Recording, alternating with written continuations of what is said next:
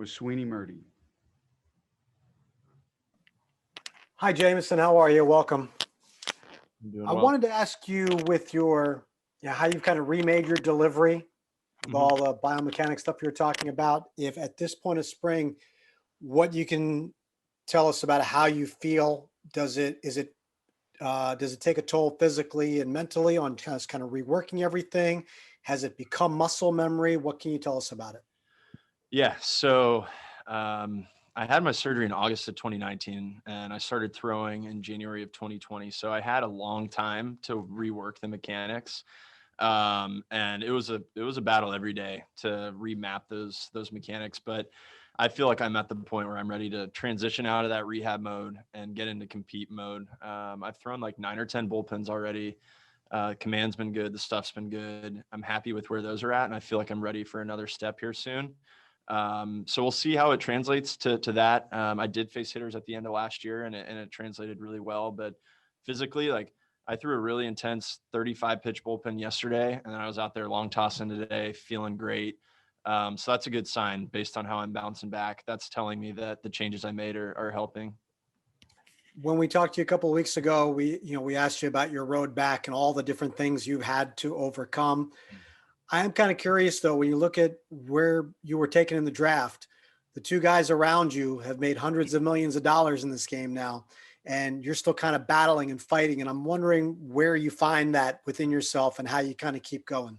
Yeah. That's something I used to think about when I was younger, because I knew I had the talent level. I knew I could be that guy for a team. I knew I could deliver on that promise, which is what a draft pick is. It means I threw really hard in high school and I had good stuff as an 18-year-old. And this is the journey that I've been given.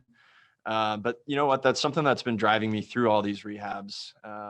It's knowing that I have that talent level, knowing that I have that promise. That's kind of what gets me out of bed in the morning. I've always wanted to prove people right instead of prove people wrong. So I want to prove people right as to, why they picked me where they did, or why I was on those prospect lists, or why I've been labeled as someone with potential. That's been a driving factor through all of my rehabs, just knowing that the talent's there. And I want to keep showing people why, I was picked there and why I have that promise and potential. Those are some words I'm kind of sick of at this point. I want to just consistently deliver on that potential. We can take another from Pete Caldera with the Bergen Record. Pete, please unmute. Hey, Jameson. You had put out on Twitter a couple of days ago that you haven't been this excited to come to spring training in quite some time. Just wonder if you could sort of explain, those emotions, your mindset, just coming into this camp and where you are at this point. Yeah, well, this is my first spring training in a little while where I'm healthy. So that's one reason why I'm so excited. It's fun for me to throw again. It's fun for me to be out there with everyone. I love this game and I love pitching. So just being healthy, that had me excited all off season, regardless of where I was going to be. And then I got traded to New York and that just lit a new fire under me. And then being in the building and meeting all these special people, it's reignited that fire even more. So, one, being healthy, that had me really excited. And two, coming to this organization and being healthy and ready to contribute to a winning team and franchise definitely has me feeling pretty amped up. Take another from Meredith Marakovich from the Yes Network. Go ahead, Meredith. Hey, Jameson, have you had discussions as to how they're going to bring you along this spring and also how they're going to potentially limit you throughout the season, knowing that you're coming back from your second TJ? Yeah. So we haven't gotten too far down the road yet. I know those are probably conversations we'll have to have along the way. But as far as like my schedule right now, I'm lined up with all the other starters, throwing aside 2 days off, side, couple days off, live BP. But yeah, I think at some point we'll have to sit down and talk about what my workload's going to be. I've got some ideas in mind about, assessing range of motion after start, seeing how I'm bouncing back. I'll have to be honest. Everyone will have to communicate with each other, but I feel really good and it just feels good to be kind of normal again and be on the same track as every other starter. And just to kind of follow up from Pete's question, you also tweeted out about putting on the pinstripes for the first time and feeling special. What about that was special to you? Yeah. The Yankee pinstripes are special. Like when you say it, everyone in baseball, every sports fan knows what the Yankee pinstripes mean. So, yesterday putting it on, even just sitting at my locker, and I took a picture in my pants just at my locker. I thought it was so cool. I didn't know how it was going to feel until you actually get here and you're a part of this and you start feeling like a part of the team and organization. So, it's the Yankees. What else can you say? Take another from Susan Waldman. Good afternoon, Susan. Please unmute. We'll do the. All right. First one of the day. I Okay. said please unmute. Okay, I know, but then something else comes up. Never mind. Jameson, a couple of questions. One, who did you send the picture of the pants to? And then two, that was on your phone. And two, when you look at this lineup, is it different for a pitcher to think to himself, oh my goodness, if I make a mistake in the first inning, it's okay. Does that enter into your head? Yeah. So picture of the pants, just family group text, kept it low key. Just my parents want an update, they want to know that I'm here and I'm meeting people and making friends. And so I'm like keeping them updated and in the loop. As far as the offense goes, that's an interesting question. I've actually already heard from a few of the starters and pitchers on the staff that just giving those quality starts, consistent starts are huge because the offense is going to score. And there's going to be nights where that offense just straight up like overwhelms the opponent. So if I can just cover innings and be as consistent as possible, that's what a starter's job is, keep the team in the game. And as far as keeping the team in the game here, there's going to be nights where they help with that. But at the same time, as a starter too, you have a job to do, whether they're putting up 7 or putting up 2. My job is to keep the other team at bay. So it is going to be a little different, and it'll be nice to have that support 1 through 9. This is an extremely deep lineup and it's going to be fun to watch, but I still need to focus on just keeping the other team down. Thank you.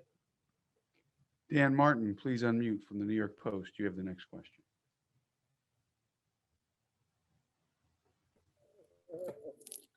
Hey, Jameson. I know it's only been a couple of days, but you talked before when you got traded about your relationship with Gerrit, and just what do you think it's going to be like working with him again, and just trying to, I suppose, better yourself and what lessons can you get now that you're a little bit further along in your career than the last time you played together?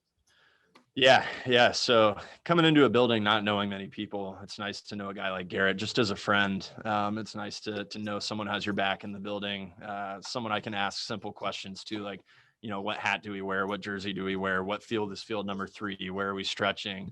But then as far as like, just, being teammates, that's a little bit different than being friends. Being teammates, being in the building with him, getting to work on our craft together, getting to watch each other's bullpens, getting to play catch together, give each other feedback. That's going to be really cool. I mean, it's no secret he's developed into one of the best, if not the best, starting pitcher in baseball. So, and he's got a really interesting mind, and he thinks about pitching in an extremely interesting way. So there have been little things already that he's told me where I'm like, wow, I never thought about that. Whether it's like, tension in your leg lift when you're going through your delivery, or tension in your feet throughout your delivery, things I would never think about. So, he's already dropped some pretty cool facts on me. So yeah, the teammate relationship's great. And then it's nice to have someone outside of the field too, that, I'm really comfortable around. Excellent. Take the next one from Ron Blum with the Associated Press. Ron, thanks for the background today. Go right ahead. Hi, Jameson. As someone who I don't think you've pitched at Yankee Stadium before, what have you heard from pitchers about pitching there, and whether you change things to deal with the short porch or don't? Yeah, you're right. I haven't pitched at Yankee Stadium. And I think we were supposed to go there last year, but we ended up not. So yeah, I'm excited to get on the mound there. I've taken in a few games as a fan. I've definitely heard about, it being a bit of a hitter friendly park. But throughout my career, I've been able to put guys on the ground, and then hopefully with some of the mechanical changes I've made, I can get a little bit more swing and miss. But yeah, I think, you know, sometimes one of the worst things you can do is switch your approach to pitching. You know, I've heard it with Coors Field when guys go there. You know, it's not so much the long ball that beats you. It's because you pitch differently, or it's because you let a big inning happen. So, you know, I think the best way to do it is to limit hard contact. But I have some experience pitching in hitters ballparks in the NL Central too, like Cincinnati's an extremely hitter friendly park. So I've learned some things there. But the big thing is, you know, limit hard contact, try to put them on the ground when you have to, and limit the big inning. Thank you. Take another from Brendan Cuddy. Brendan, please unmute from NJ.com. Jameson, what have the Yankees told you about just your pitch mix and how they see you using your arsenal here with them? Have they want you to change anything up? Is there anything that you want to focus on in particular that's new or different? Yeah, so I think we're kind of just in the process of like feeling everything out right now. But I threw my first bullpen yesterday, and I've seen it getting some attention. But I was in the gas station, and it's a pretty sweet little area. A lot of technology, so I'm sure they're reviewing the pen and the numbers from yesterday. I definitely came in with some ideas about how I want to use my stuff, and that's, you know, going to be fun for me to develop that relationship with catchers and coaches throughout spring training. But they haven't approached me about changing anything to this point. I threw a few good changeups in my pen yesterday, and I know that's something that I think would benefit me to throw a little more going forward. But that's like a classic spring training thing, working on my changeup. But no, they haven't approached me about changing anything. But I think we're just kind of feeling each other out right now. And what are those? What's one of those ideas that you had in your head coming in here that you want to do more? My four seam spin is up about 150 RPMs on average, which, you know, that can be a big difference, you know, in swing and miss stuff and how you want to utilize your stuff. So, you know, it's not going to be the end all be all, but I see myself throwing up in the zone a lot more, especially to lefties. I used to be relatively sinker heavy in my arsenal. I see that pitch having less of a role going forward due to like where my spin and my vertical rise is and stuff. Thank you. Take a few more for Jameson. We're going to also have Davey Garcia in here momentarily. Marley Rivera, ESPN. Go ahead, Marley. Hi, Jameson. Thank you for your time. You've been very open about the struggles of living up to expectations. How is it that someone as young as you have been and going through all these things, how do you focus on what you can do and not on all the failures to use, you know, just to pick a word? Yeah. We lost you a little bit there at the end, but I think I got the gist of I it. apologize for that. It's all Yeah, good. the connection is a little tricky. I just meant like, New you know, world we live obviously, yeah. Yeah. So, you know, with each injury or each setback, each high and low, I've definitely learned from it. You know, like when I had my first Tommy John surgery, I was 21 years old. I felt invincible going into it. I thought I was going to make my debut as a 21-year-old in Pittsburgh that year. Setback, that didn't happen. I had to watch from the sidelines. So I learned about patience at a young age. And then, you know, I've had a few other setbacks. I had dealt with cancer. I've dealt with a second Tommy John. So I guess the big thing through all of them is to try to find something new to focus on, try to pick up something, make yourself better. But going through each one's so different, and you're at a different stage in your life, going through each trial. So I don't really know. I kind of separated all of them. So like 2014, 2017, 2019, 2020, a few years in between. So I had some fun and some healthy years in between the injuries. But I don't know. I guess each trial thrown your way, you don't really have a choice but to put a brave face on, try to get better every single day. And as I said earlier, like something that drives me is just knowing that I have, as far as just the baseball player in me, I have a lot of good to offer still. And through each injury, that's been in the back of my mind. Like I need to work hard to deliver on this promise because I know it's there and I want to show people that it's there. Thank you.